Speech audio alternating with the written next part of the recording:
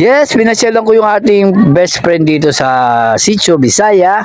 Ito po, nagtitinda siya ng iba't ibang kakanin dito. May baseball, may turon, may kwek-kwek, etc. etc. Nasa kahabaan lang siya ng National Road. Pagka sasakay ng terminal papuntang Lucena, Batangas, makikita nyo si Mars dito. Kaya tara, bumili na tayo dito. Mura-mura, ang sarap-sarap. Ayun, nakalibre tuloy ako kay Mars. Hi! Merry Christmas! Kain ng fishball.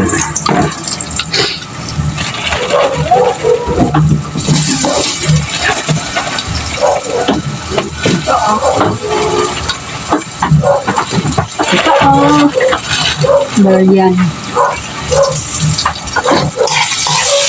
Luto ang fishball. Ganito lang kasimple. Painitin nyo yung mantika sa kaldero.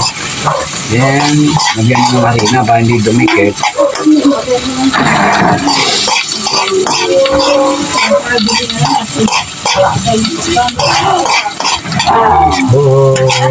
Fishball.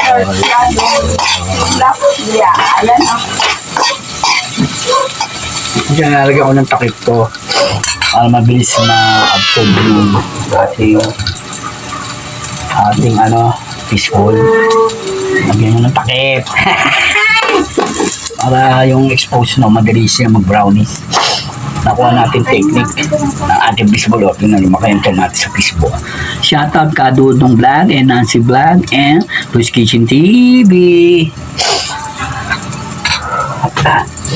Lapang 15 minutes, luto natin mga fishball.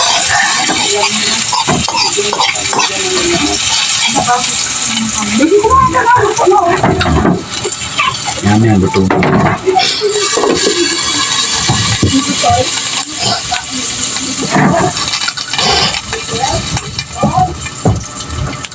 May pakita ko sa inyo luto na fishball, ha? Thank you so much. Kami. Tatlo?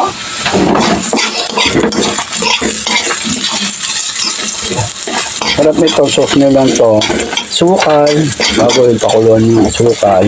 Yan, konting tubig, sauce na. Gusto nyo naman mayonnaise with ketchup. Gusto naman to, yumansi. Ano lang kasimple mag-sauce ng fishball. Tipid tips, mga Mars, na ating fishball. Simple lang, yung iba doon hindi mahilig sa fishball, pero ito mga bata mahilig sa fishball. Pero ito, request ni Princess to. Fishball, fishball, fishball. Yummy! Malapit na po magluto, magkaunting brownies at lumobo na siya. Luto na ang ating mahiwagang fishball. Pwede rin pang negosyo. Ang ating masarap na fishball.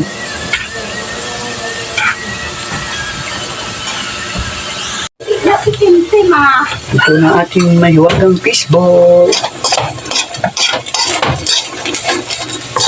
Yeah! Pwede na, no? Bigyan na natin kay Princess, dihain na natin masarap na fishball. Nasa ulitin, gano'n lang kasimple magluto ng fishball. Lumobo na. At, karoon ng konting brownies. Luto na ang masarap na fishball. Bye-bye!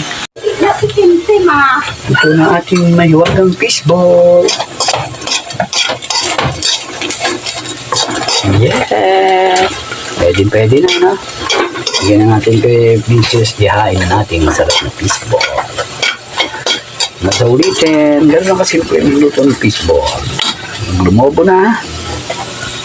At, karoon ng konting brownies.